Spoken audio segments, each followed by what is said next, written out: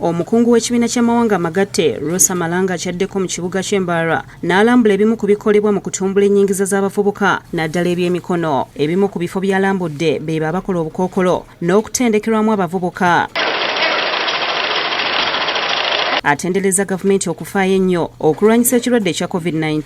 Now, in line of trying to come up with what is the new economy going to look like, we looked at the issue of the youth and how to engage the youth.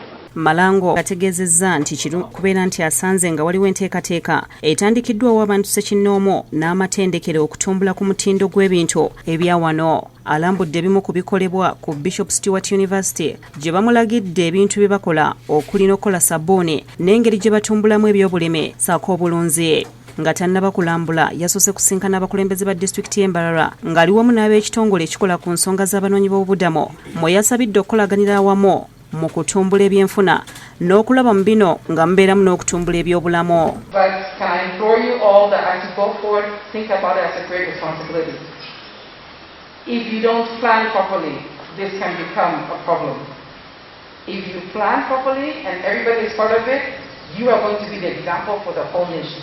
Malango mu kuggulawo ekifo kya Mbarara Innovation Center asimye omusuubuzi Dr. Lukari okubeera nti akoze bulungi okulowooza ku bavubuka n'ategeeza nti wadde nga batandikidde mu kukola bukookolo obuli mu bwetaavu mu budde buno okulwanyisa ekirwadde ekya COVID-19 kyokka kimusanyusizza nti mugenda kubeeramu n'okutendekebwa abavubuka ebintu by'emikono eby'enjawulo. Innovation Hub, which we've just launched today, actually is the space we're looking for.